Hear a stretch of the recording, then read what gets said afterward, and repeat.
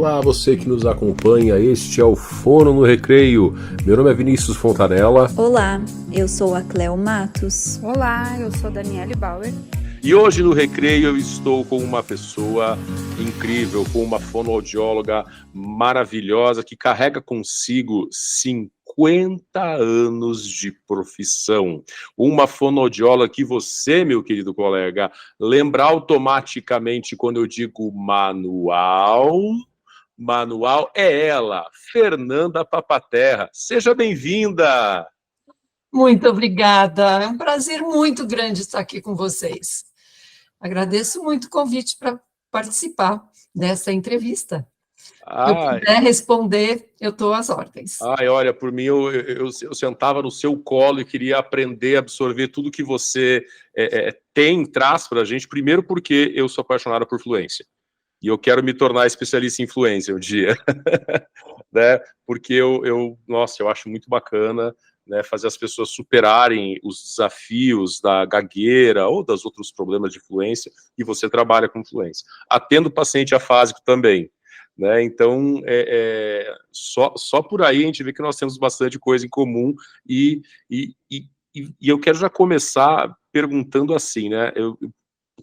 Você comentou e depois a gente estava vendo, você está em vias de completar 50 anos de formada.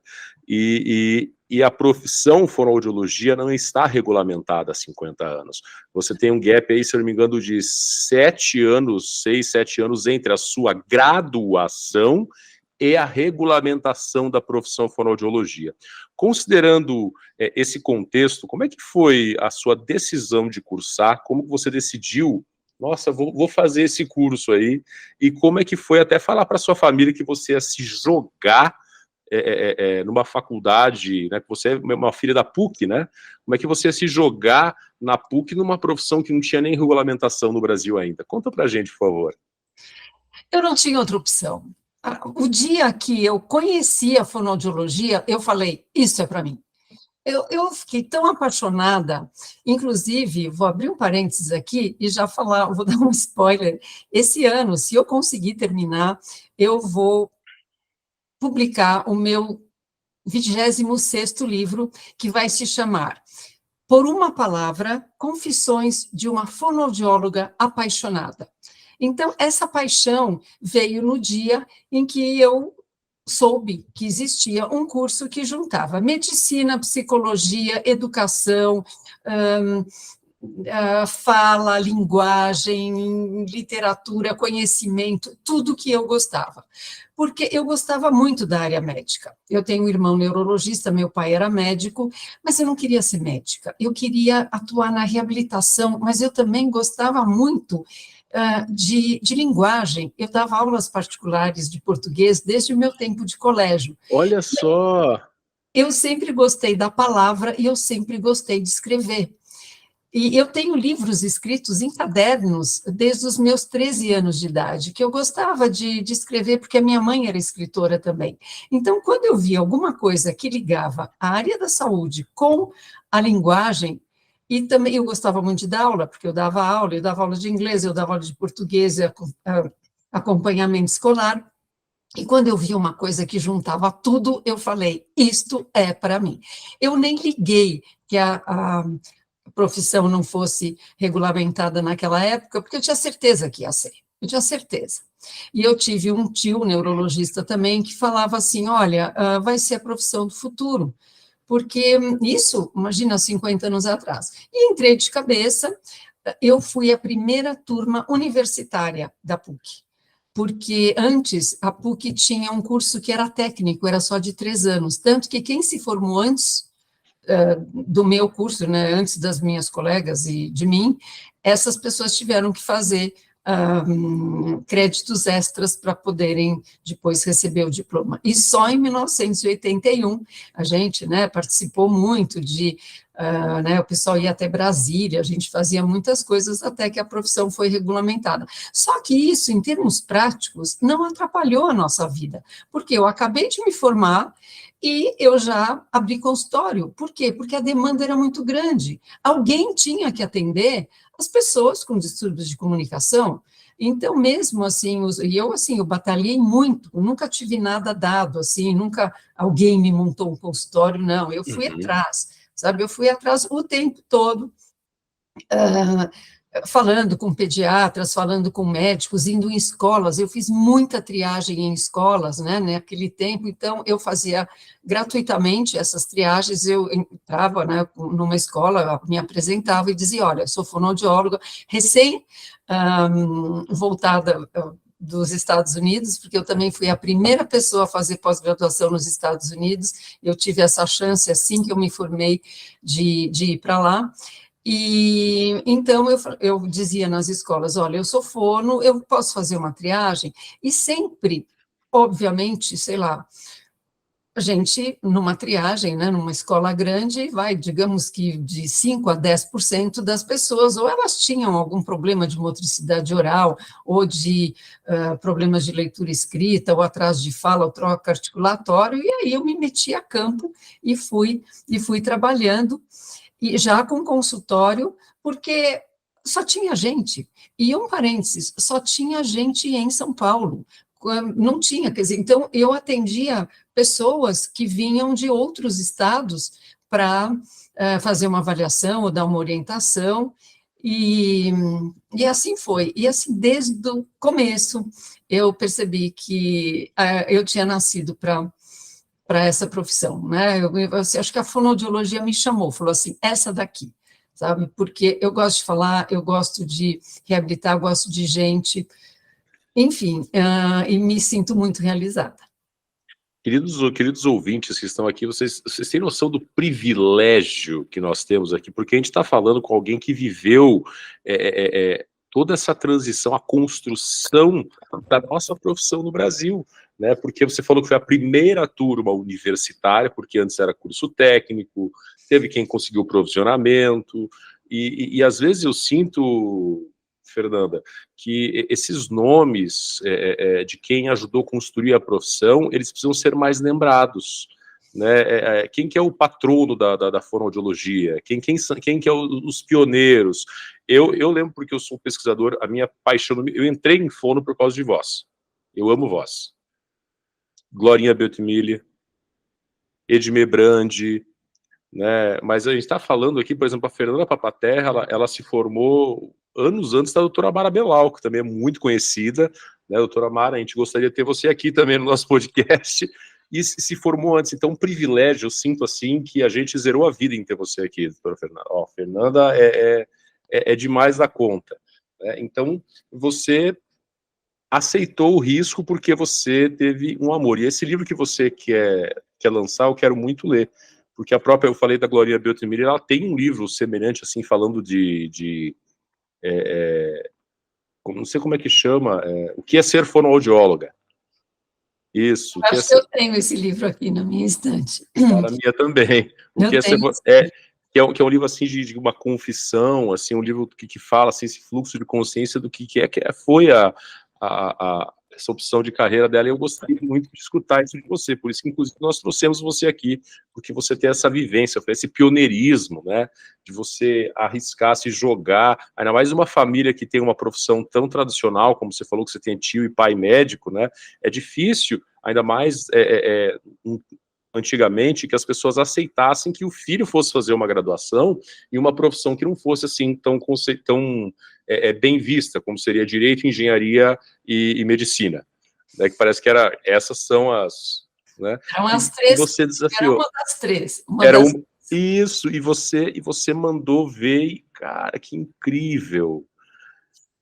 Não, assim, eu tinha certeza que ia dar certo, sabe? É uma coisa, inclusive eu falo isso no livro, sabe? Eu tinha certeza que ia dar certo. E eu conto, porque eu escrevi, eu já tenho, assim, quase que boa parte do livro escrita. Eu não sei, provavelmente vocês conhecem, né, Cleo e Vinícius, os livros do Oliver Sacks. Eu queria que o meu fosse, assim, meio romanceado, como os dele, que conta os casos insólitos, sabe? Aqueles casos que eu tenho cada caso que, assim, se eu não tivesse vivido, eu não acreditava. Então, eu conto esses casos, eu romanceio, e eu começo a contar desde o vestibular, que vocês não vão acreditar. Adivinha onde nós fizemos o vestibular? Porque naquele tempo não tinha FUVEST, era um negócio que chamava CECEM e CECEA. E aí era todo mundo junto, era todo mundo de humanas, de exatas, de coisas de engenharia, de matemática. Então, Era assim, um vestibular unificado, assim, para não, todas? não. O pessoal de medicina fazia o CECEM e o pessoal de humanas fazia o CECEA, mas era todo mundo junto, gente que ia prestar filosofia, história, geografia, pedagogia, psicologia, fono, era todo mundo junto. Mas eu digo unificado para várias, porque você fez PUC, né? Eu Então, fiz PUC. e esse vestibular, você está dizendo que Não, deve estar mas não, chamava CECEA, Então, tinha PUC, tinha outras coisas também. você fazia um e depois você fazia o exame de admissão, digamos assim, e depois você ia para a USP, Para qual para faculdade qual escolhia? faculdade? Não, peraí, deixa eu me lembrar. Até hoje eu tenho aquela listinha que saiu no jornal, em ordem da gente conseguir entrar, né? Da ordem Nossa, eu guardei por um tempo a minha também. chamava CECEA, mas eu não sei, acho que tinha PUC, tinha outras coisas, mas, por exemplo, não tinha a USP, não, a USP não saiu junto com a nossa Tá. lista, mas era todo mundo junto, era assim, um Uhum. batalhão de gente em ordem Mas alfabética. onde você fez vestibular? É isso que eu vou contar. Então, tinha assim, Fernanda, atrás de mim, Fernando, todo mundo, e eu sei que o rapaz, que eu nunca mais vi que estava atrás de mim, ele falou assim para mim, você tem cara de quem sabe, eu posso colar de você? E aí eu falei, você vai prestar para quê? Ele falou, para filosofia. Eu falei, bom, não é meu concorrente, filosofia? Pode. E depois eu vi na lista que ele passou, mas depois nunca mais soube dele. Enfim, sabe aonde que nós fizemos esse exame? Não é como agora, que cada um faz numa região, num colégio, etc. Fizemos todos nós, que não sei quantos mil nós éramos, no estádio de futebol do Morumbi. Meu Estádio Deus! com o gramado ali, um jardineiro cortando a grama, as folhas de prova de vez em quando voavam, aquela brisa. No gramado! Não foi na arquibancada? Não, foi na arquibancada, mas a gente via o gramado e o jardineiro cortando o gramado, assim, algumas folhas voavam assim, e a gente ali na arquibancada, um lugar sim, um não, um sim, um não, e assim, aquele monte de gente, e fizemos 4 dias de vestibular, um calor, assim, senegalesco, porque era um janeiro de 1971, e foi lá que... Então, eu começo no livro até contando, né, o vestibular, como é que foi, depois como é que foi quando a minha mãe leu no jornal que eu tinha entrado, né, ela falou, você entrou. Eu falei, bom, essa entrada nunca vai pressupor uma saída. Eu entrei e fiquei, e você vê, até hoje estou. Nossa, que incrível! Quantos desafios, hein, Fernanda, desde do vestibular e até hoje. O que você acha, o que você tem para nos contar, assim, dos maiores desafios que você já encontrou na carreira da fonoaudiologia? São 50 anos de história, então tem muitos casos que com certeza foram marcantes, né? Muitos. Eu tenho muitos casos marcantes e muitos desafios, e até hoje, né, porque eu continuo trabalhando, eu nunca pude imaginar que depois de 50 anos eu continuasse nesse ritmo que eu estou hoje, mas parece que vai piorando, depois que eu já criei filhos, já netos grandes e tal, mas eu tenho uns pequenos ainda. Eu achava, né, que eu ia diminuir, mas parece que não sei, a demanda é muito grande, e eu gosto, sabe? E eu sei que eu posso ajudar muita gente. Agora, desafios a gente tem todos os dias, porque eu procuro sempre fazer o meu melhor, né? Eu procuro sempre dar o meu entusiasmo, porque a reabilitação, gente, a reabilitação não pode ser uma coisa estanque, uma coisa sem graça. A reabilitação tem que ter tem que ter muito de vida. A gente tem que botar vida na nossa reabilitação. Então, eu tenho até uma história para contar a respeito disso, que agora, recentemente, uma filha de um paciente afásico falou assim para mim, olha que eu pesquisei bastante e ninguém faz a terapia como você, porque além da técnica que você tem, parece que você quer ver o paciente bem, você passa aquela alegria, aquela, vamos lá, tal, você não está fazendo aquilo como uma coisa mecânica. E eu contei para ela uma história, que eu vou contar para vocês agora, que é o seguinte, há muitos anos atrás, quase uns 25 anos atrás, eu atendi um senhor que era uma pessoa muito bem-sucedida aqui em São Paulo, um empresário de muito nome e tudo mais. Ele teve um AVC, ficou afásico e eu era fono dele.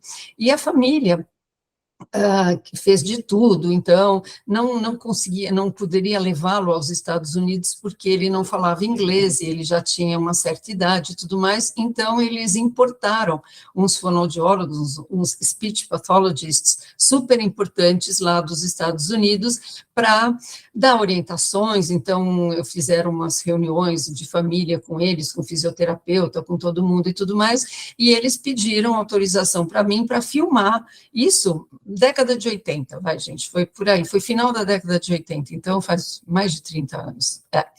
E para filmar a minha terapia, e depois fazer um relatório para a família. E os americanos, então, filmaram a minha terapia, e uma das coisas que eles mais colocaram no relatório deles foi o seguinte: como ela passa entusiasmo, e como ela incentiva aquele senhor a falar. Porque, olha, eu não vou falar mal de americanos, porque meus netos são americanos, mas eu já observei, logicamente, que você falou da Mara Belal, Mara Belal é uma amicíssima minha, adoro ela, ela fala assim, a gente não pode falar mal de colega, então eu não vou falar mal de colega, mas, enfim, óbvio que existem muitas exceções, mas quando eu estudei lá, isso, né, quase 50 anos atrás, né, vai fazer 50 anos logo, porque foi logo depois que eu me formei, eu observava muitas terapias, e tinha muita gente que fazia tudo muito mecanicamente, né? O paciente acertava uma coisa, good for you, good for you, good for you, good for you, mas assim, vamos lá, tal, nossa, tal. É diferente, sabe, o brasileiro tem um jogo de cintura, uma flexibilidade. Aí eu contei isso para essa filha desse paciente a semana passada, porque ela falou que o entusiasmo conta muito, e conta, eu sei que conta. Mas eu não faço isso, eu faço isso porque, óbvio, que eu quero ver o paciente o melhor possível, né, reabilitá-lo na medida do possível.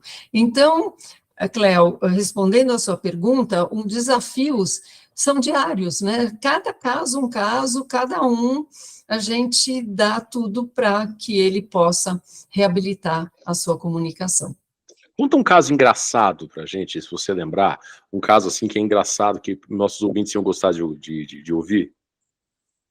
Olha, eu tenho tantos, mas eu acho que eu sei, engraçado, eu tenho uns insólitos, assim, uns que não dá para acreditar, mas um engraçado, vou contar assim. Aliás, eu estou tomando água porque eu já falei tanto hoje que vocês não imaginam. Eu acho que o mais engraçado, quer dizer, não é engraçado porque a pessoa estava em sofrimento, mas ainda bem que ela conseguiu superar isso. Foi há muito tempo atrás. Eu era bem mocinha e um neurologista tinha me mandado uma paciente e ele falou assim, olha, eu vou te mandar uma senhora, naquele tempo a gente achava que gente de 50 e poucos anos era senhora, hoje eu não acho mais, né? Hoje eu acho uma jovem. Mas, naquele tempo, se eu tinha 20 e poucos, uma pessoa de 50 e tantos já era considerada uma senhora. Ele falou assim, olha, eu vou te mandar, era um neurologista, que ele era bem secarrão, assim, ele falava assim, Fernanda, então eu estou te mandando uma paciente, assim, ela é uma repetidora, ela está repetindo coisas, e eu não sei por que ela está repetindo, porque todos os exames dela são normais, ela não tem nada, mas ela está repetindo as emissões. Então, você vê para mim, você avalia, não sei o quê, muito obrigado, tal, bateu o telefone. Eu pensei, repetidora, eu falei, bom, alguém que está gaguejando, né, ou está repetindo, ou está com, né, alguma coisa assim, e vamos ver o que é. Bom, a hora que chega a senhora na sala, com os seus 2 filhos já adultos, por um momento eu achei que fosse uma brincadeira ou uma pegadinha, porque, mas depois eu pensei, bom, por que vão fazer uma pegadinha para mim?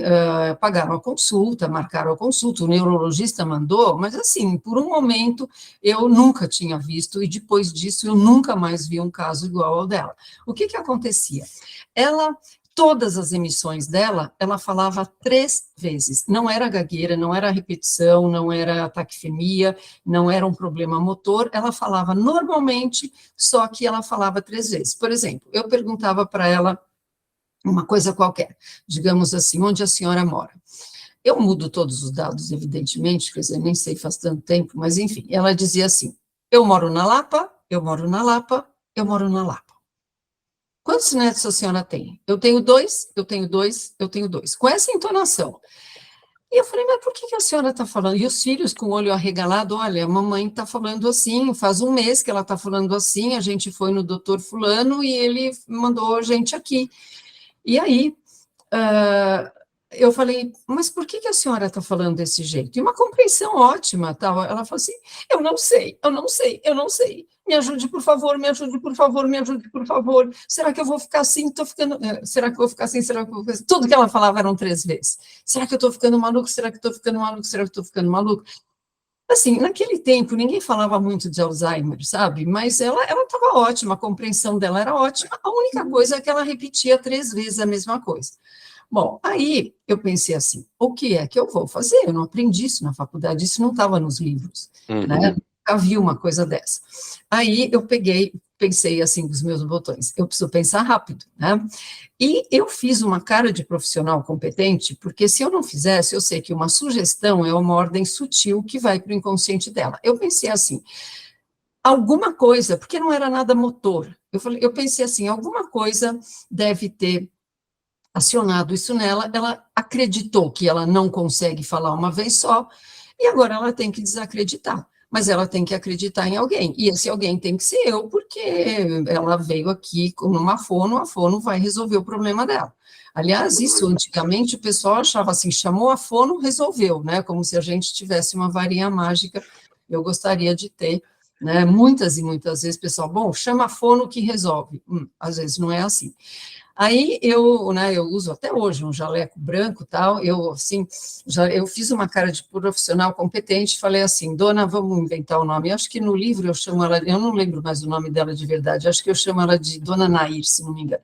Dona Nair, pois não, eu já sei o que a senhora tem, nós vamos começar o tratamento agora, tá? Pedi para os filhos saírem, e aí eu falei assim, bom, eu vou descondicionar isso que ela condicionou, porque não existe alguma coisa. Aí, deixa eu ver se... tá aqui, peraí. Até hoje, eu uso um contador manual, que é uma catraquinha. Uma catraquinha é uma catraca pequenininha, porque o meu avô tinha um, que depois que meu avô faleceu, eu tinha 9 anos, mas depois ficou para o meu pai, e aí o meu pai me deu, e eu falei, isso aqui é muito bom para contar qualquer coisa, contar as palavras que as crianças falam, contar as palavras gaguejadas, contar não sei o quê, todo mundo adora essa catraquinha aqui. Aí eu peguei, dei a catraquinha para ela, né, deixa eu zerar depois, zerei, e falei, olha, nós vamos fazer o seguinte, eu vou perguntar alguma coisa para a senhora vai responder, e assim que a senhora falar a primeira emissão, a senhora clica aqui, tá bom? Assim que a senhora perceber, a senhora clica e para, tá? Tá. Aí eu ia perguntando para ela, sei lá, qualquer coisa, que cidade a senhora nasceu? Aí ela dizia, né, nasci, sei lá, em Salvador. Muito bom, a senhora está indo muito bem, tal, tal. Bom, enfim, para encurtar a história, eu fui fazendo, ela foi ganhando confiança, falei, como assim, se não fosse, como se fosse normal, muito bem, estamos indo muito bem, taraná. Quando eu vi que ela conseguia, eu falei, agora vamos fazer sem clicar, sabe, eu desassociei isso aqui, eu falei, olha, a senhora para, falou uma senhora para. Estou conseguindo. Tá vendo? A senhora está conseguindo, falou uma vez só. Aí perguntava outra coisa. Quando os filhos entraram na sala, ela estava falando uma vez só. Aí eu ainda pedi para retornar, porque eu falei, vai que volta? Não voltou. Aí eles voltaram no Em uma sessão. Em uma sessão. Eles voltaram para o neurologista, ele me ligou assim, Fernanda, o que você fez? Aí eu peguei, né, ele morria de medo dele, né, eu falava assim, eu usei o condicionamento operante voltado à gagueira, né, eu usei o método de condicionamento operante voltado para a gagueira. Muito bom trabalho. Ela nunca mais teve nada, porque depois eu ainda perguntei, a dona Nair voltou, não sei o que, ela nunca mais teve nada, então eu descondicionei ela. Óbvio que eu nunca mais vi um caso desse, para poder ver se dava certo ou não. Mas eu já tive alguns casos também bem curiosos e que deu super certo numa sessão só, principalmente de gagueira. Posso contar só esse? Claro! A gente está aqui para te ouvir, a gente te ama. Por favor, conte tudo, não economize nada. E eu já tentei com outras pessoas e não deu certo, só deu certo com esse. Era assim, um menino, devia ter na época uns 9 anos, mais ou menos, e veio pela primeira vez, assim, estava gaguejando muito, segundo a mãe, e aí ele veio para avaliação, aí conversei, vi que ele tinha uma gagueira severa mesmo, mas tinha dito que pior de tudo era a leitura. E ele estava bem alfabetizado, ele lia bem mentalmente, mas ler em voz alta era uma coisa impossível. Aí peguei um livrinho, e falei, dá uma lida aqui só para ver como é que você está. Aí ele empacou na primeira palavra, ele ficava assim. Não sai, tia, não sai. Não, tudo bem, a gente só estava, eu só quero ver como é que é, não sei o que. Nada, não saía nada. Aí eu peguei e falei, ó, vamos fazer uma coisa. E o não sai, saiu, né? Ele falou, não sai, tia, mas eu não consigo ler, porque ele ficava olhando a palavra, ele falava, eu sei o que é, mas eu não consigo ler. Aí eu peguei e falei para ele assim, olha, vamos fazer uma coisa. Você vai olhar para essa palavra, é só uma porcaria de uma palavra, uma mísera de uma, eu não sei se eu usei mísera, acho que não, uma droga de uma palavra, e você, é você. Você, assim, imagina uma capa de um super-herói, sinta o poder que você tem dentro de você, e você vai ficar olhando para a palavra o tempo que for, até você sentir que você é muito mais do que a palavra, e que você vai vencer a palavra. Pode dar o seu tempo, tal, tal. Bom, aí ele ficou, vai, mais poder, mais poder. De repente, a palavra saiu, e saiu a frase, e ele começou a virar a página do livrinho, era um livro pequeno, ele leu tudinho, na hora que ele acabou, ele falou assim, eu nunca na vida tinha falado assim, desse jeito, sem gaguejar nada. Eu falei, tá vendo? Você foi superior à palavra, e você ganhou da palavra, tal. E aí ele pegou, olhou bem para mim e falou assim, tia, pode ficar sossegada, que eu nunca mais vou gaguejar na vida. E ele nunca mais gaguejou. Caramba! Nunca mais ele gaguejou. E eu ainda segui, até recentemente, eu falei com a mãe por causa de uma outra coisa, hoje ele já é um adolescente, isso faz o quê? Uns 6, 7 anos que aconteceu, ele já é um adolescente, eu falei com ela por um outro motivo, e ele disse que nunca mais ele gaguejou. Nunca mais. Ele falou, a mãe falou assim, você curou o meu filho? Eu falei, não, ele que se curou, não fui eu que curei ele. Ele nunca mais, porque ainda pedi para ele vir mais uma vez, tal, ele não, falou, não, nunca mais ele gaguejou. Eu já vi outros casos parecidos, mas essa técnica aí do super-herói, já tentei com outras crianças e não deu certo. Então, com esse deu. Olha só, cara. Isso aí tem uma lição muito importante para a gente, que especialmente para você que é acadêmico, que está começando, como é importante você ter uma percepção de valor e passar autoridade.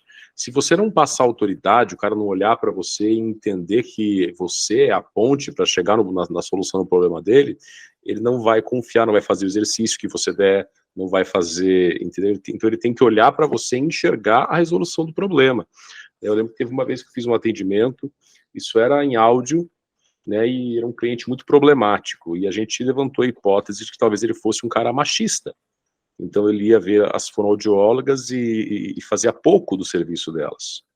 Né? Então ele chegou um dia e mandaram ele para minha sala para fazer uma regulagem de ASE. Tá? Sempre estava ruim, um aparelho de última geração, tá caro, chique. E ele falou, por que esse aparelho é isso? Eu fiquei olhando pro cara. Aí quando ele terminou, eu falei assim, hoje eu vou resolver o seu problema. Quando o senhor levantar dessa cadeira, esses problemas que o senhor falou não existirão mais. Por favor, vamos começar a ajustar. Ele nunca mais retornou, cara. Uau!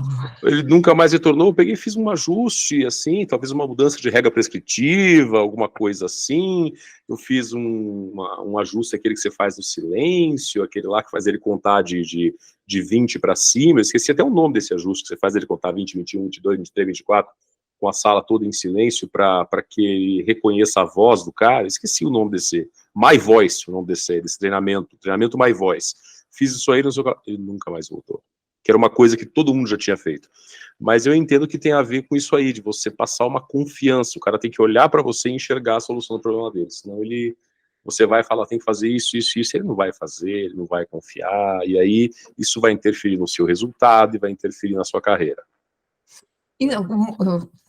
Sem dúvida, isso que você falou está corretíssimo, mas essa autoridade, né? No caso da dona Nair, por exemplo, se eu de repente falasse para ela assim, olha, não sei, eu vou tentar, olha, eu nunca vi nenhum caso parecido, mas ou então eu fizesse uma cara de perdida, mas é uma coisa que vem na gente, né? Que a gente, né, assume uma... Não é arrogância, você sabe que não é arrogância, mas como se fosse assim acho que não tem outra palavra, é autoridade mesmo, eu sei o que eu estou fazendo. Confiabilidade, talvez, assim. Passar uma confiança para o paciente, né? Isso é muito importante, eu também tive um outro caso, que eu mesmo fiquei besta, assim, em uma sessão, uma menina jovem também, 20 e pouquinhos anos, que ela tinha problema em alguns onset complexos, assim, em encontros consonantais que tinham um set complexo, e ela emigrou, ela foi para outro país, e ela estava tendo dificuldade de aprender a língua estrangeira, porque ela não conseguia falar aqueles encontros complexos. Eu peguei, escutei, assim, ela descreveu o problema, eu falei, então vamos começar a tratar. E comecei, pedi para ela segmentar, né, colocar uma vogal segmentando eles, não sei o que lá. E em uma sessão resolveu. Ela falou, cara, eu passei 20 e tantos anos com esse problema. E você em 40, 45 minutos resolveu o meu problema. Falei, cara... E eu ainda tinha feito assim, isso aqui nós vamos precisar de 4 sessões. A 4ª sessão nunca aconteceu, eu fiz ela retornar, fiquei procurando outras coisas, mas não tem, já resolveu o problema dela. Que bacana, que legal. É muito legal quando a gente consegue fazer isso, né? E tem mais algum caso assim, ou engraçado, ou então emocionante, uma coisa que tocou você em 50 anos de atendimento? Vários, muitos. Deixa eu ver qual deles eu vou contar.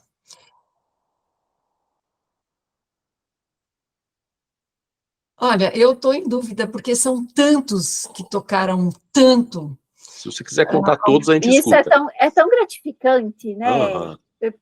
Você voltar assim na sua trajetória e perceber quantas pessoas você pôde ajudar, pôde reabilitar, né? E me conte também, Fernanda, até que você vai pensando aí um caso emocionante que você queira nos contar, onde que surgiu essa história de escrever os livros para poder ajudar as outras pessoas a conhecer um pouco mais e a divulgar o seu conhecimento para as outras pessoas?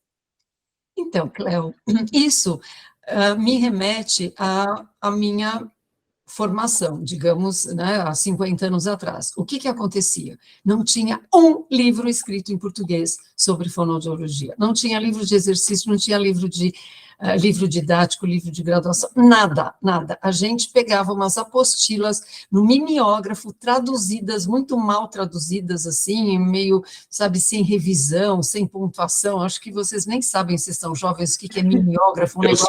Eu sei. Eu cheirava o álcool do mimeógrafo. Isso, assim, aquela tinta roxa com cheiro de álcool e tal, e a gente ficava datilografando aquilo, sabe? Como eu era uma das poucas que sabia inglês, então às vezes sobrava, às vezes tinha umas em espanhol, que eu não gosto de espanhol, então assim, não tinha um livro, nada, a gente tinha que se virar.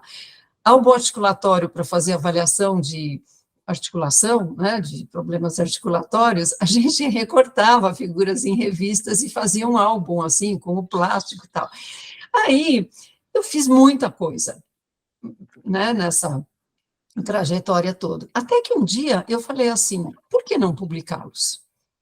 Porque já que eu fiz tanta coisa e tinha tanta ideia de exercício, eu sou uma pessoa criativa. Eu sou uma pessoa que também, os meus pais eram muito criativos, porque minha mãe era escritora e meu pai, apesar de ser ele era médico farmacologista, ele gostava muito de literatura, ele inventava histórias também. Então, desde pequenos, eu e os meus irmãos, a gente participava de coisas assim, quem que consegue falar as letras com frases com as iniciais do colégio, ou com as iniciais da gente, vamos inventar frases, vamos inventar histórias. Então, a gente sempre inventou muita coisa. E eu fazia isso com os meus pacientes, né? Até em 1976, eu fiz um teste de desafio lógico, que está no meu primeiro manual, que se chama Quem é o Dono da Zebra, e depois eu vi uns parecidos na internet, dizendo que eram testes de Einstein, e fui eu que vi. Olha o Einstein aí, galera. E aí o pessoal põe, né, modifica os dados, né, mas assim, então eu gostava muito, imagina, em 76 eu era super mocinha, mas eu já fazia essas coisas. Aí eu resolvi publicar, e aí em 1999 eu lancei o primeiro manual Papa-Terra, que era o vermelho. Uhum.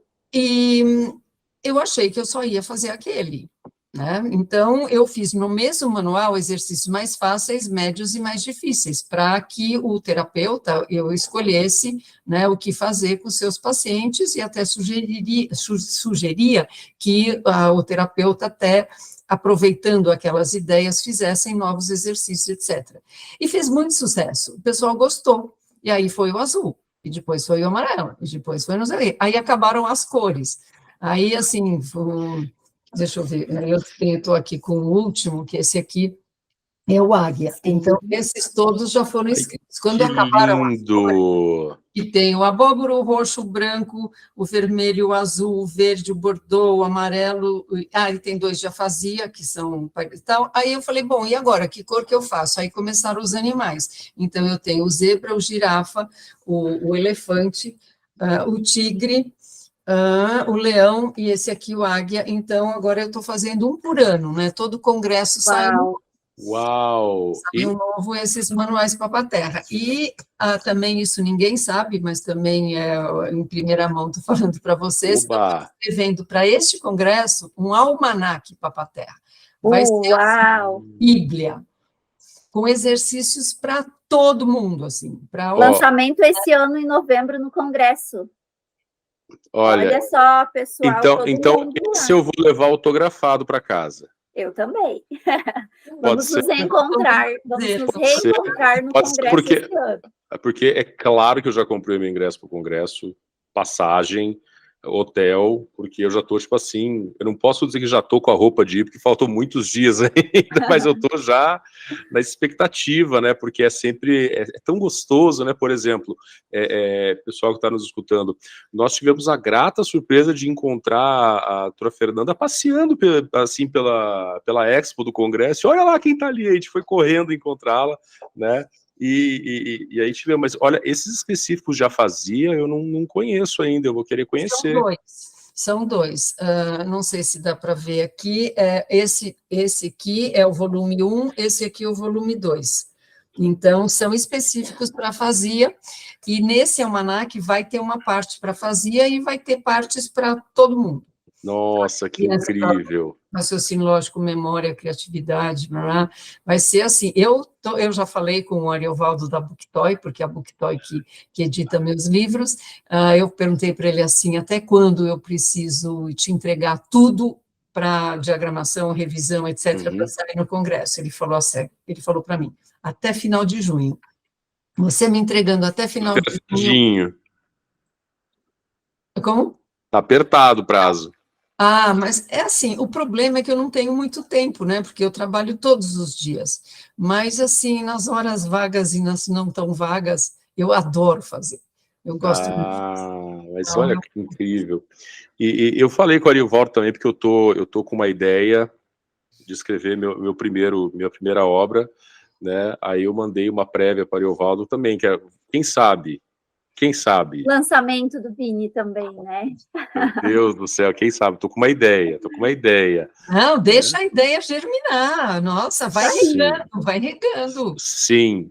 E você falou uma coisa interessante, que você já deu aula de inglês, que você já deu aula de português, e eu sou formado em letras também, sou formado em letras português, inglês e espanhol. Tá? E eu trabalho com português, língua portuguesa para estrangeiros, que eu acho uma delícia trabalhar. É uma delícia. Nossa, é muito bom. Eu trabalho com várias questões, e eu acho que essas carreiras, elas conversam tanto, tá? Tanto por exemplo, quem fez letras, a gente é um linguista, né? Torna-se um linguista. E dentro dos estudos de linguística, eu acabei me aprofundando mais na área de transcrição fonética, né? Que é um conhecimento que é valioso para o fonoaudiólogo, e o fonoaudiólogo vai preencher, vai fazer inventário fonético, por exemplo. Hoje utiliza-se o alfabeto fonético internacional. Já se utilizou o SAMPA, mas hoje mais usa-se o IPA, o alfabeto fonético internacional, né? E eu estou com um curso, galera, estou com um curso aberto de transcrição fonética. É um curso, o valor é módico, são R$67, tá?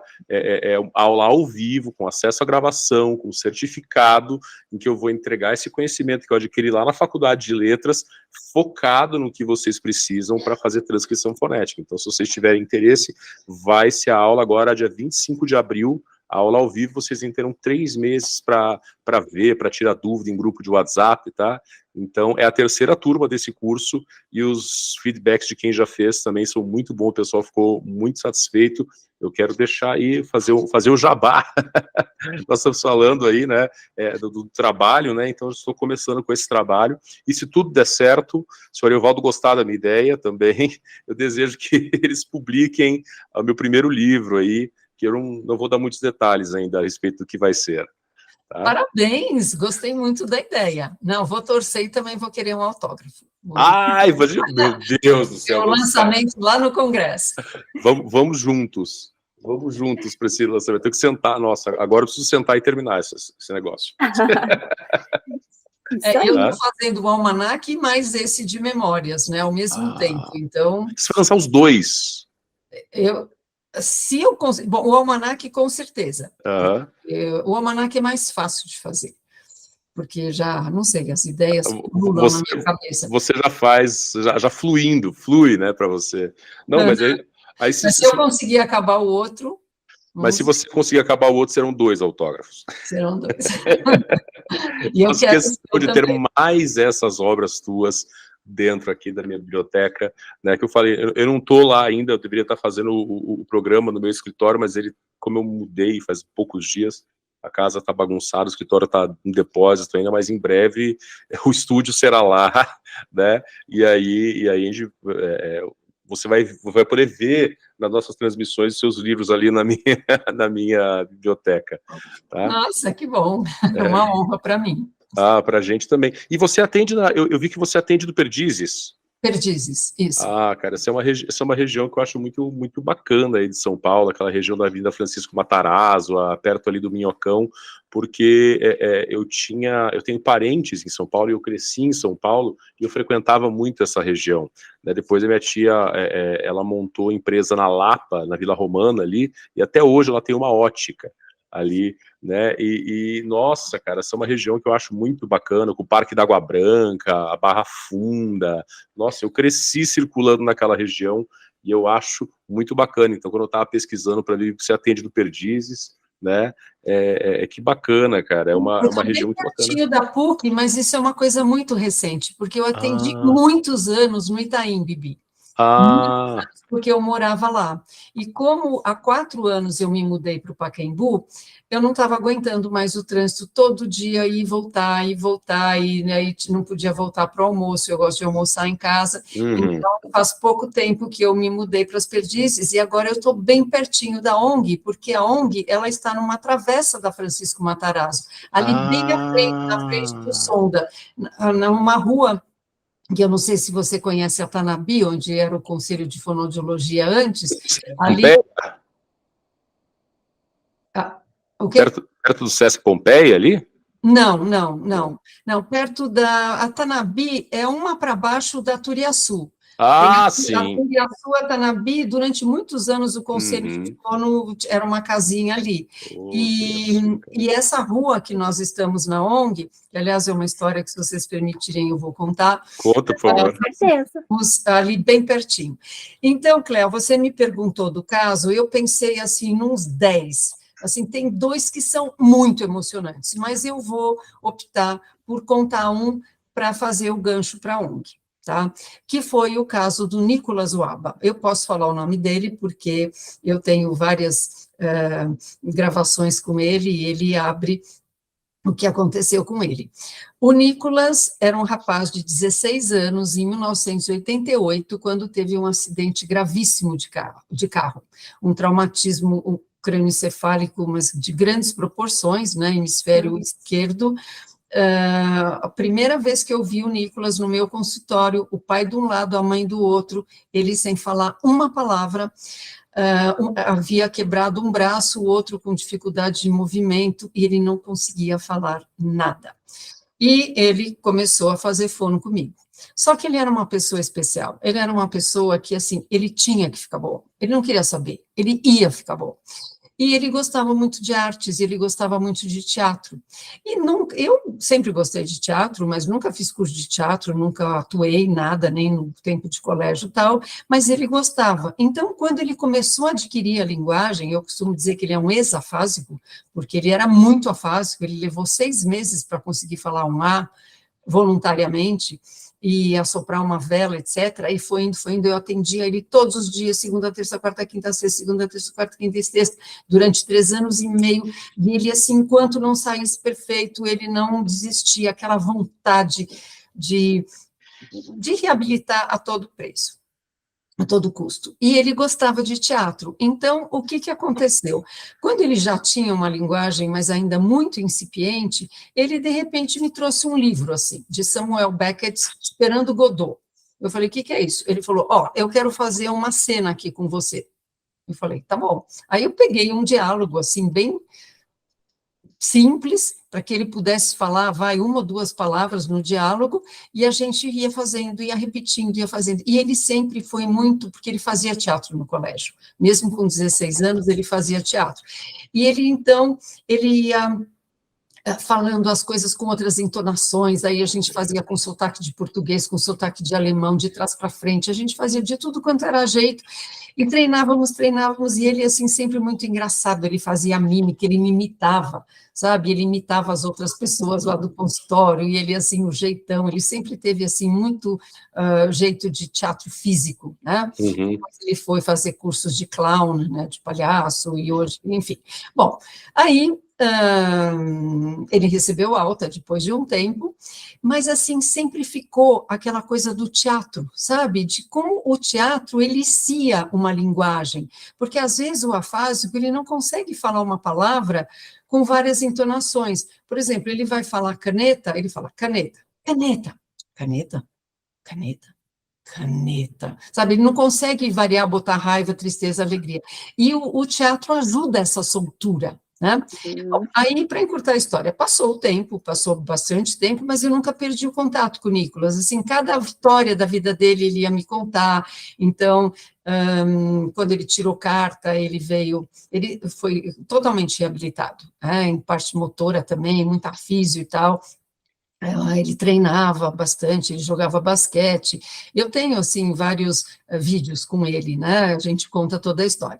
Bom, então eu nunca perdi o contato com ele. Aí, em 2001, eu assisti no Canadá, num congresso de fono, até da IALP, lá no Canadá, um teatro de afásicos, Le Théâtre Aphasique. Aí, quando eu vi aquilo, meu Deus, eu falei, não, eu preciso levar... Já lembrou do Nicolas? Eu lembrei do Nicolas, eu falei, eu preciso levar essa ideia para o Brasil, imagina eu fazer um teatro com pessoas com afasia, que máximo. Aí eu peguei e liguei para o Nicolas e contei a história, mostrei as fotos que eu tinha tirado, contei a história toda, eu falei, vamos? Aí ele falou, vamos. E nessa reunião que a gente teve, eu chamei também um amigo meu, fonoaudiólogo, ator, que também fazia teatro, assim, da escola Waldorf e tudo mais, e aí nós 3 resolvemos fazer no primeiro dia chamou Afasia em Cena, depois a gente mudou para Ser em Cena, e começou assim, no meu consultório, com um pingo de gente, e eu, né, toda sexta-feira de manhã, e a gente era gratuito, eu falei, não, tem que ser gratuito porque tem que ser, é assim que eu quero. E aí, a gente fazia uns esquetezinhos, né, e os dois que entendiam de teatro faziam, né, você é a sogra, você não sei o que está reclamando, não sei das quantas, e a gente dava muita risada, a gente se divertia, o pessoal amou. E começou a chegar gente, e aí a gente foi procurar outros lugares para ensaiar, né, porque a ideia realmente era escrever uma peça até o final daquele ano e a gente apresentar a peça. Tinha, sei lá, 8 pessoas para a peça só, e quem escreveu a peça fui eu, porque a gente não tinha dinheiro, a gente não tinha para contratar. Era um trabalho voluntário de todos ali. De todos, é. E aí eu fiz um jogral ali, ficou super bonito, e a gente apresentou no Bibi Ferreira, isso em 2002. Bom, para encurtar a história, depois de um tempo, nós conseguimos uma casa em regime de comodato, que é essa casa que nós estamos até hoje, mas ela estava emprestada, digamos, para a gente por 20 anos. E uma casa ótima, porque tem rampas e tudo mais, que é lá nesse lugar, ali é o quê? É Água Branca. Aquilo é Água Branca. Está a uns 2 quarteirões da Água Branca. E uma casa ótima, não tem degraus, não tem nada, tem rampas, parece que ela foi feita, e a casa estava fechada durante muito tempo, e foi uma casa que foi tombada, porque foi uma casa que foi um arquiteto muito famoso que fez, chamado Artigas, Vila Boas Artigas, que ele fez a FAO, ele fez alguma coisa em Brasília, enfim, ele fez essa casa, e a casa não é uma casa boa para morar, porque ela é de concreto, etc., então ela estava meio fechada, aí a gente conseguiu essa casa pela Fox Filmes, e depois, o ano passado, o ano retrasado, a Fox Filmes foi comprada pela Disney, e a Disney falou, o que nós vamos fazer com essa casa? Tó, para vocês. Então, agora a casa é da Ser em Cena. Nossa, que incrível! Presente, né? Mas a casa é nossa, e agora nós estamos com processo na prefeitura para não pagar o IPTU, porque o IPTU é caríssimo. Caríssimo, IPTU em São Paulo. Gente, porque ninguém paga nada, é tudo grátis. Então, assim, a gente de doação. E é um trabalho incrível, né? É um trabalho incrível. Não, cara, o IPTU em São Paulo é tão caro que ela impede determinadas atividades. Não, é um absurdo o IPTU, vocês não queiram imaginar como é caro. Mas como é uma coisa beneficente, sem fins lucrativos, é uma coisa, enfim, que não faz sentido você recolher donativo para pagar imposto, né? Sendo que você está fazendo um bem para a coletividade. Nossa, mas, cara, que incrível, que incrível. Gente, vocês já imaginaram um teatro com afásicos? É uma vitória para a pessoa que está, né, às vezes, como é o caso desse seu paciente, a pessoa quer falar e não consegue, né? Cara, e você vê um caso que ficou famoso mais ou menos recentemente, foi o Bruce Willis, que ele teve o caso, realmente a doença, a afasia adquirida, degenerativa, né? E que é uma afasia, gente, que é diferente da afasia mais comum. A afasia mais comum, ela é um sintoma mais do que ela é a doença em si, ela é provocada por outra coisa, né? Normalmente por pessoas que tiveram AVC, por pessoas que tiveram episódios neurológicos, né? Diferente dessa adquirida degenerativa. Então você imagina quantas pessoas têm tantas coisas para falar e ficam ali. Eu tive um paciente afásico que chora. Ele quer falar e eu estou ali provocando, ele pega e fala, cara, eu quero tanto pôr isso para fora. A palavra está ali dentro da cabeça, a pessoa sabe o que quer dizer, o que quer falar, e ela não consegue. Então, assim, só esclarecendo isso, toda afasia é adquirida, né?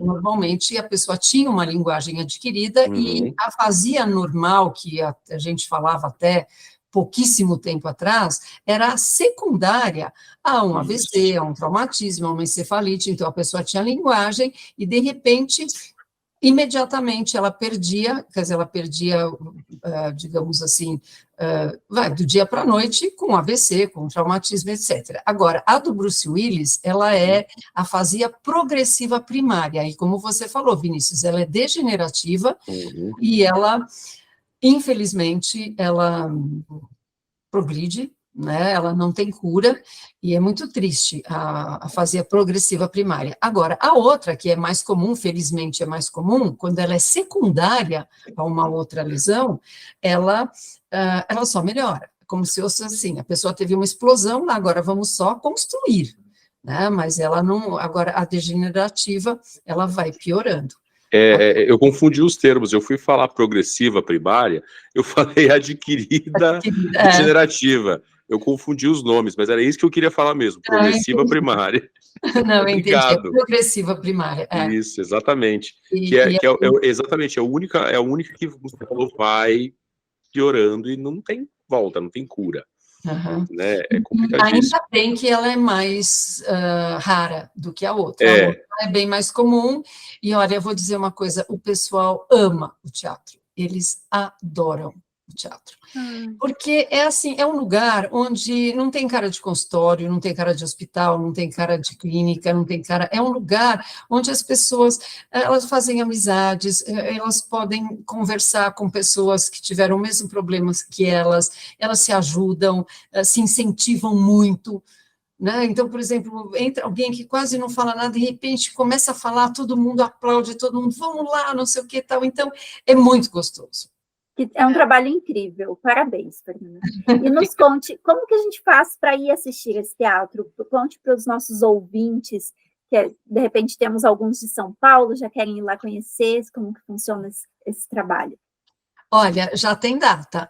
O espetáculo chama-se Antes da Estreia. Nós temos uma diretora de teatro, que é a Elisa Bandi, e ela está ensaiando, né, todos os alunos, a gente chama de alunos, né, não de pacientes, de alunos, e a apresentação vai ser aqui em São Paulo, no Teatro Sérgio Cardoso, no dia 11 de julho.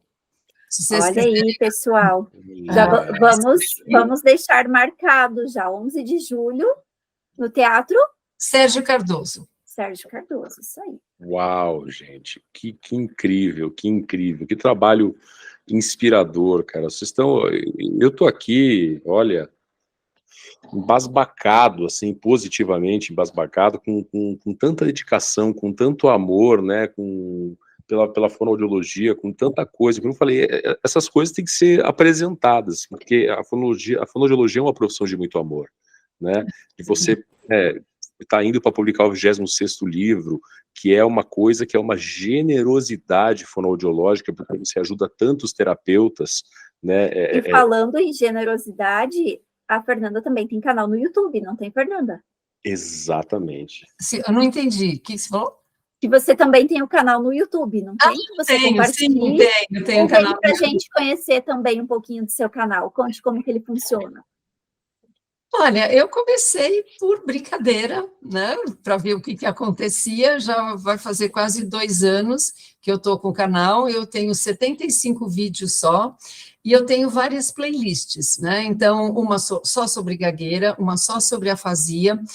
Nós fizemos, há uns anos atrás, lá na Ser em Cena, com várias pessoas voluntárias, até artistas, né, e atrizes e atores voluntários, nós fizemos um material chamado Fono em Casa.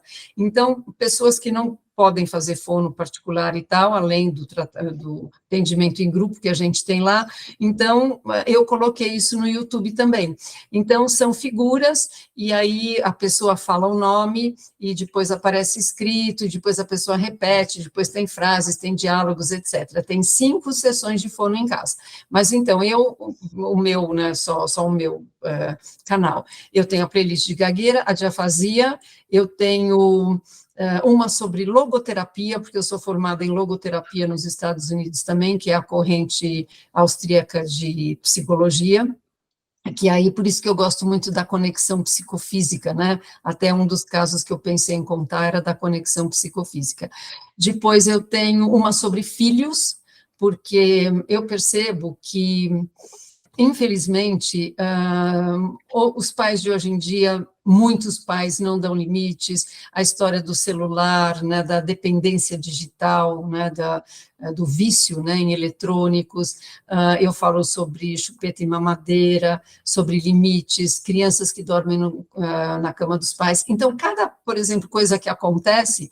Então, esse, por exemplo, do criança que dorme na cama dos pais, foi um paciente que eu atendi, que o paciente, menino de 9 anos, dormia na cama do pai e da mãe, porque tinha medo do escuro. Então, aí eu tenho ideia de fazer os vídeos, então eu vou tendo as ideias, e eu tenho essas playlists de filhos, qualidade de vida, que mais que eu tenho? Deixa eu ver, um de logoterapia, um que eu falo dos manuais Papaterra, e eu vou falando. Sei lá.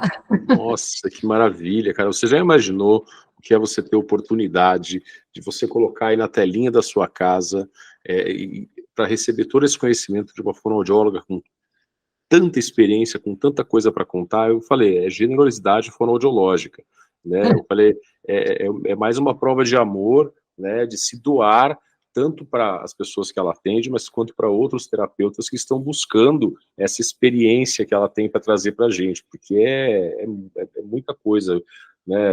Pensa quanto chão você que é formado, você que está fazendo faculdade, você terá que percorrer para ter aí uma parcela do conhecimento, da experiência que a Fernanda tem e está trazendo para a gente hoje. Que incrível.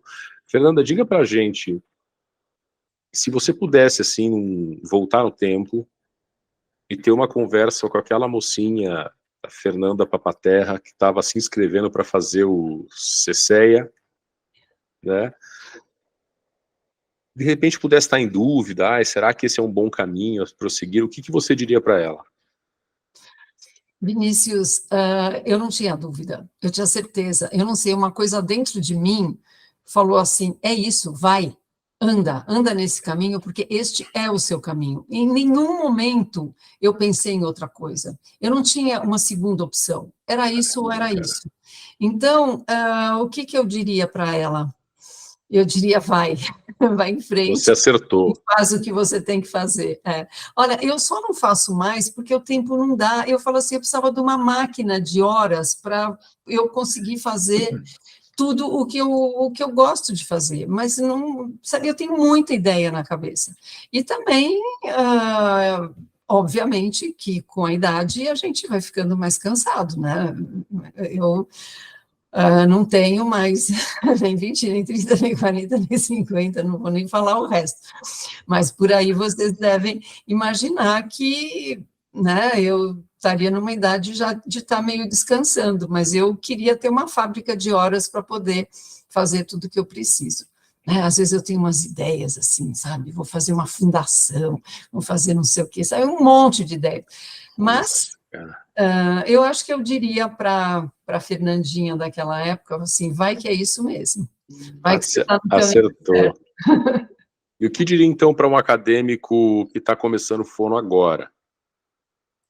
Olha, eu diria o seguinte, se a pessoa tem certeza de que ela quer, porque precisa ter um perfil, sabe? Precisa ter paciência, não é qualquer pessoa que... Por exemplo, os meus filhos não quiseram nem saber, sabe? Foram para caminhos totalmente diferentes. Então, a pessoa precisa ter alguns quesitos, digamos, e um deles é paciência, amor ao próximo, não que outras profissões também não exijam isso. Mas um conselho que eu daria seria o seguinte, aprendam muito, leiam muito, sabe? Não desperdicem tempo em rede social ou só ficar, né, browseando para ver o que tem, ou essas coisas que não levam a nada, sabe? Leiam.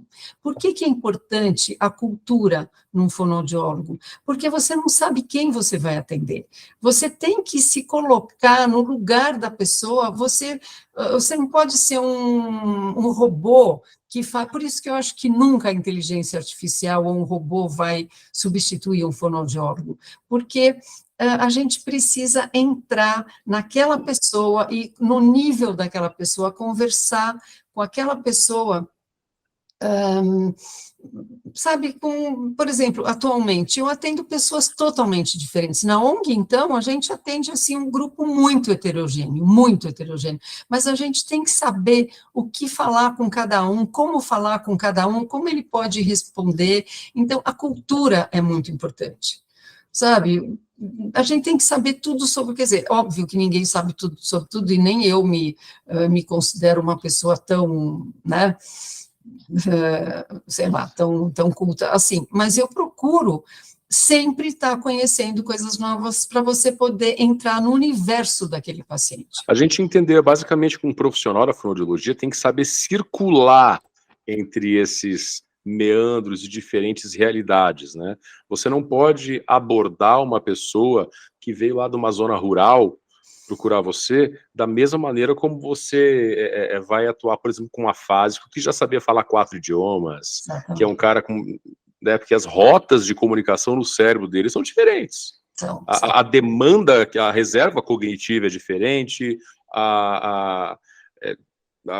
sei lá, a demanda que ele teve por abstração durante a vida foi diferente, e tudo isso... A engenharia neuronal é diferente, né? Pelo que fez. Então, a gente tem que saber transitar, como você falou, é isso mesmo, circular, transitar. Não que a gente tenha que saber tudo sobre tudo, porque ninguém sabe, lógico. É, isso. Mas a gente tem que ter esse jogo de cintura, essa flexibilidade mental. A flexibilidade é muito importante para o fonoaudiólogo. E você falou uma coisa que nunca ninguém falou nesse programa, e eu achei incrível, cara. Fonoaudiólogo tem que ser culto. Não estou falando que você tem que ser pedante, mas, entendeu? Eu valorizo um cara que é fonoaudiólogo, mas ele conhece literatura, ele conhece teatro, ele conhece filosofia. Cara, isso vai te ajudar pra caramba, porque a gente lida com pessoas. Então, a nossa ciência é uma área da saúde, mas o conhecimento de ciências humanas, cara, vai tornar você muito diferente como profissional. Né? Porque você vai atender pessoas que têm esse perfil e elas também vão te julgar esquisitos se você não souber transitar, não souber falar. O cara chega lá e fala assim, não, eu quero, na nossa terapia, falar sobre crime e castigo. E aí, meu chapa? Eu acho que você falou um negócio incrível e nunca ninguém falou isso. Mandou muito bem. É que eu sempre achei isso, eu sempre achei que isso sempre ajudou muito, né? E eu conheço fonoaudiólogos que são, assim, uma sumidade em várias coisas, e eu sempre tive a oportunidade de falar para essas pessoas como isso faz a diferença. Faz. Isso faz muita diferença. Faz mesmo. Conhecer idiomas. Eu tive a felicidade, você falou que não gosta de espanhol, eu adoro espanhol. Até porque eu tenho, assim, a felicidade, eu moro, se eu pegar meu carro e dirigir 1h30, eu tô dentro do Paraguai ou da Argentina. Eu moro em Cascavel, no Paraná, então o acesso a línguas estrangeiras aqui é muito rico, e nós estamos tendo um fluxo migratório muito grande, especialmente de venezuelanos, né? E assim, com uma intensidade, eles chegam a centenas por pessoa, por semana. Então, e eu já atendi eles em consultório em língua espanhola. Uau, parabéns! Porque isso é um diferencial competitivo. Né? Quem vai poder atendê-los assim? Quem vai poder atendê-los? Isso é um diferencial competitivo. Então, voltando ao que você falou, cara, invista na sua cultura geral. Tá? Saiba a fonoaudiologia, a Paula Moura falou sobre isso, mas também saiba de contabilidade, saiba de networking, e você entrou, mas saiba de literatura, saiba de cinema, saiba de idiomas estrangeiros, porque saiba de língua portuguesa, pelo amor de Deus, né? Porque isso é uma coisa muito importante. É verdade, é verdade. E eu sempre digo que eu não posso perder o meu aspecto jovial, porque às vezes eu falo para as pessoas, eu sei que eu sou bem mais velha, mas eu sou jovem há mais tempo. Porque senão o pessoal fala assim, né, um jovem falou assim, eu vou fazer fono com uma velha, sabe, com uma senhora. Eu falei, olha, então assim, mesmo, né, eu tendo a idade que eu tenho, eu preciso ser jovem. Eu preciso ser jovem, falar linguagem jovem. Eu tenho muito paciente adolescente, ou muita gente assim, com 20 e poucos anos, assim, e eles falam assim, pô, gente, você tem a idade da minha avó, mas eu sei que eu tenho um diferencial diferente da avó sei lá, de uma avó que era como, né, eu via as minhas avós no meu tempo, que eram pessoas mais antiquadas e tal, então eu tenho que estar sempre me modernizando, digamos, ou seguindo a tendência das coisas e sempre aprendendo coisas novas, porque tem gente da minha idade que não sabe nem mandar um e-mail, que não sabe mexer em nada, não, isso é muito difícil, não sei o quê. Então a gente tem que, né, dançar conforme a música, não tem jeito. Aliás, esse negócio de mandar o e-mail, eu vou dizer, o pessoal do RH está enlouquecido, porque a geração que veio após os millennials aí, eles não sabem operar computador. É celular. Nós passamos pela transição de uma sociedade. Eu tive o privilégio de viver uma sociedade analógica, vi o boom da internet e depois passei a viver em um mundo digital. Estava falando para a Cleo agora, minha casa fechadura digital, aí as comando por voz, automação residencial, a internet das coisas. Mas e quem já nasceu nessa realidade, o computador é uma coisa tão acessória para eles, porque é tudo no celular, é mais rápido, não sei o que lá. Aí o cara não consegue, agora manda e-mail, o cara olha no teclado, mas como é que faz arroba aqui? Como é que... É sério, já que eu sou professor também, eu vivo isso, eu levo os caras no laboratório, meu Deus, essa geração, e eu li um artigo que dizia que o pessoal da RH tá em preocupação, voltem a ensinar informática para essa galera aí, porque eles não sabem, então tem pontas diferentes dessa questão de geração. Gente, olha, nós estamos já mais de uma hora conversando, esse papo voa demais, porque a Fernanda tem tantas coisas bacanas para contar, né, Cleo? Tem sim. E é uma honra recebê-la aqui, compartilhando conosco tudo de tão maravilhoso que você já fez pela fonoaudiologia e continua na ativa até hoje. Então, é como você falou, né? Poderia já descansar, né? Já fez a sua parte, mas não, tá aí e tá mostrando para todos nós. Mandando ver. Exato, o quanto é maravilhoso essa profissão que a gente escolheu, o quanto é gratificante todo o trabalho que a gente faz, e sem dúvida, eu, quanto fonoaudióloga, o Vini, temos muito a agradecer, porque a Fernanda, lá do começo, que escolheu a fonoaudiologia, que tinha certeza que seria a profissão do futuro, e está sendo, e cada vez mais a gente está vendo que é uma profissão tão importante, né? A gente só tem a agradecer a tudo o que você fez e ainda faz por nós. Obrigada, eu ainda acho que faço pouco, eu falo, meu Deus do céu, eu ainda queria fazer mais, mas às vezes não dá o tempo, né, o meu maior inimigo é o tempo, eu gostaria às vezes eu olhando para trás, eu penso assim, mas será que eu não poderia ter feito mais? Porque eu gosto muito, eu faço com amor. Fernanda, olha, olhando para você assim, parece que o tempo é muito seu amigo, viu? Você tá incrível, cara. Parece que o tempo não passa para você. É a luz, é a luz. Não, a gente já te viu pessoalmente.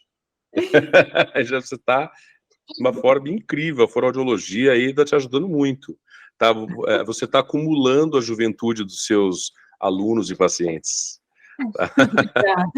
Tá? Então eu também gostaria de agradecer você tanto por ter concedido essa hora aí do seu dia, que é tão atarefado, né, entre projetos de escrita e atendimentos de consultório. Entre tudo isso, você parou para conversar com a gente, que é mais um traço seu, dessa sua generosidade de compartilhar com a gente toda essa sua linda trajetória. Tá? Também quero agradecer por todo esse empenho aí de tantas décadas em compartilhar as suas pastas de atividade, que hoje viraram manuais aí, que todo mundo que é da fonoaudiologia fala manual, pensa em papa-terra, né? Então, e sendo assim, eu acho que uma boa forma de a gente encerrar esse nosso bate-papo com esse muito obrigado. Você é realmente uma inspiração para tantos fonoaudiólogos, tá? Você é uma pessoa incrível. O que você faz para pessoas que estão no momento aí de querendo falar, e quantas pessoas que chegam na desesperança de será que eu vou falar de novo, você colocar eles em cima de um palco e fazer eles participar de uma peça, é uma coisa que é muito, não é só notável, é incrível. tá? Então, muito obrigado, de verdade. Você quer deixar uma mensagem final para os nossos ouvintes? Então, enquanto você falava, eu pensei numa coisa que eu não disse. Ainda Diga, não é certa, porque eu não recebi a resposta ainda da Sociedade Brasileira de Fonoaudiologia, mas a ideia, como este ano vai ser em São Paulo, nada melhor do que a gente fazer uma apresentação, é a única chance, uma apresentação da Cirencena no Congresso. Eles ainda não me confirmaram, mas aí todo mundo vai poder assistir. E talvez até levar essa ideia, né, para outros rincões. Outros lugares do Brasil, né? Outros fonoaudiólogos façam o mesmo trabalho. Que incrível. Nossa. Tomara que dê certo, estamos na torcida. Ou, de repente, pode até surgir um espetáculo nesses dias do Congresso, que seja após o Congresso. Também é uma ideia legal. Olha só. Então, gostaria muito de poder prestigiá-lo. Eu acho que vai acontecer, hein? Eu gostaria muito, porque é uma chance. Quando é em outros lugares, é muito difícil você... logística, né? Custos... Mas vai ser aí, cara, ali pertinho da Paulista, ali vai ser todo mundo vai conseguir. Nossa, é muito fácil fazer. Eles me perguntaram o que eu preciso, eu disse que eu preciso de um palco, de iluminação, de microfone, e eles ficaram de me dar a resposta. Então, eu estou aguardando, mas tudo aí... que vai ter no Congresso. Teremos uma apresentação, isso é muito bom. Mas, olha, eu queria agradecer também essa oportunidade de falar com vocês, que foi um prazer, Vinícius e Cléo, Dani também, né, de coração, eu sei, de pensamento, eu sei que ela está aqui, e, nossa, gratidão mesmo por vocês, por eu poder expor, e se isso for ajudar alguém, eu fico muito feliz. Tá, então, receba o nosso abraço aí, e em novembro renovaremos o abraço que demos o ano passado, e pessoal, hoje no Recreio estivemos, né, 1 hora e pouco, que passaram como se fossem poucos minutos, desafiando o tempo, como faz todo dia a doutora Fernanda Papaterra, com a Fernanda Papaterra, e eu peço a você que dê uma olhada nos nossos episódios, temos fonoaudiólogos de todas as áreas, tá? Para falar coisas bacanas, para histórias, desafios. Então, esse programa está sendo, assim, um arcabouço histórico da fonoaudiologia, muito interessante para que vocês conheçam todas as áreas e todas as possibilidades de trabalho.